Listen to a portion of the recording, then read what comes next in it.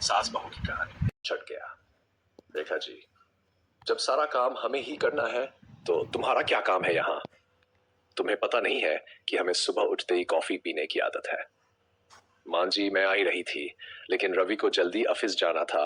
उनके कपड़े प्रेस करने में टाइम लग गया। बस हर बात में बहाना पहले ही तैयार रहता है। लता को शादी करके आए अभी केवल 4 महीने ही हुए थे।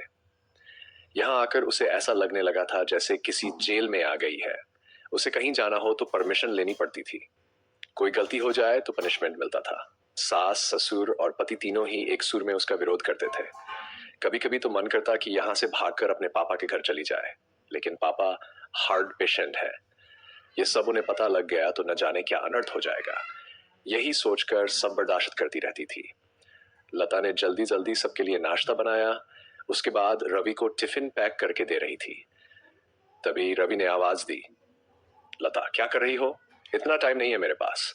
कार चलाकर नहीं जाना है। मेट्रो में कितना समय लगता है तुम्हें पता है।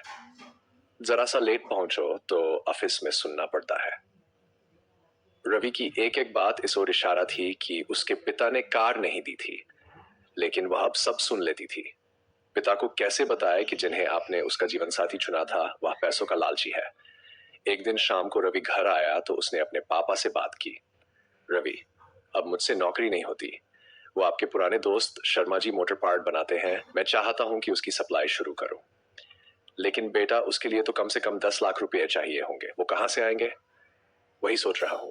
तभी लता चाय बनाकर लाती है। लता, तुम अपने पापा से कुछ पैसे उधार ला सकती हो? लता का सब्र जवाब दे चुका था। रोज रोज के तानों से दुखी होकर उसने जवाब दिया, रवि, मेरे पिता के भरोसे मत रहना। उन्होंने मेरी शादी करके अपना फर्ज पूरा कर दिया। अगर आपको नौकरी करने में दिक्कत है तो मुझे जॉब करने दो। दोनों मिलकर कमाएंगे। यह सुनकर रवि का पारा चढ़ गया।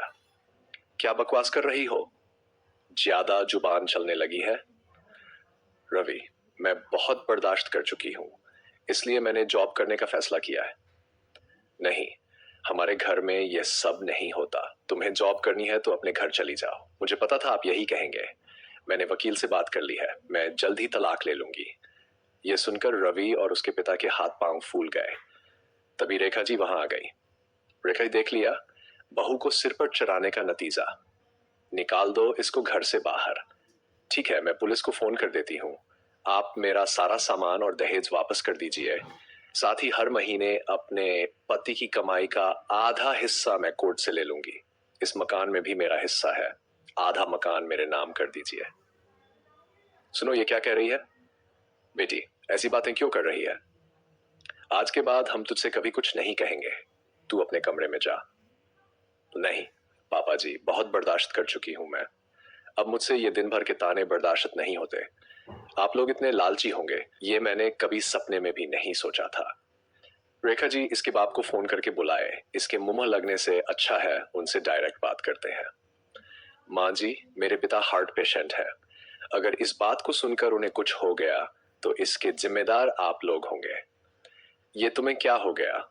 आज से पहले तो तुमने कभी ऐसी बात नहीं की। मैं आज तक आपके और मम्मी पापा जी के हर ताने को बर्दाश्त करती रही। 20 लाख रुपए मेरे पापा ने शादी में खर्च किए, फिर भी आपको कार चाहिए, बिजनेस करने के लिए पैसा चाहिए। लता ने उसी समय अपना सामान पैक किया और घर छोड़ दिया। जाने से पहले उसने अपने सास, ससुर और पति तीनों से कहा, लता, अगर मेरे पापा को आपने कुछ बताया तो मैं आपको अरेस्ट करा दूंगी।